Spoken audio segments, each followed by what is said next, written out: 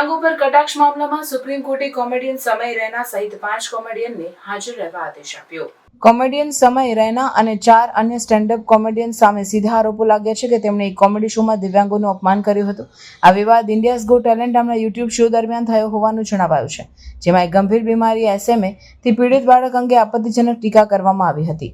Supreme કોર્ટે સમય રૈના, વિપુલ ગોયલ, બલરાજ ઘઈ, સોનાલી ઠક્કર અને નિશાંત તંવર સહિત 5ને પત્રક મોકલી જાતે હાજર રહેવા ફરજ પડી છે।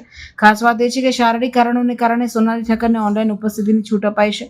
કોર્ટે સ્પષ્ટ કર્યું છે કે તેઓએ કડકાઈથી તમામ કાયદેસરના જવાબો સમયસર જમા કરાવવાના રહેશે, અન્યથા સખત કાર્યવાહી થઈ શકે છે। આ કેસ માત્ર વ્યક્તિગત જવાબદારી સુધી સીમિત નથી। કોર્ટે જણાવ્યું કે તે બધા પ્રશ્ન સોશિયલ મીડિયા અને કોમેડી કન્ટેન્ટ માટે માર્ગદર્શિકા ઘડવાની અને અકસ્માતથી એવી પ્રવૃત્તિ ટાળવાની દિશામાં આગળ વધે છે। કોર્ટનું માનવું છે કે સ્વતંત્ર અભિવ્યક્તિના અધિકારનો દુરુપયોગ થઈ રહ્યો છે અને આવી મુદ્દાઓમાં કડક ગાઈડલાઇન્સ જરૂરી છે। સમય રૈનાએ મીડિયા સામે કહ્યું કે જે કંઈ પણ છે તે કોર્ટમાં કહેશે।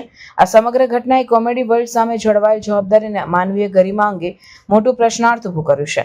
કોર્ટની આ કાર્યવાહીએ સ્પષ્ટ સંદેશ આપ્યો છે કે હ્યુમર અથવા અભિવ્યક્તિની આઝાદીમાં દિવ્યાંગ લોકોની લાગણીઓનું અપમાન ક્યારેય સહન નહીં કરવામાં આવે।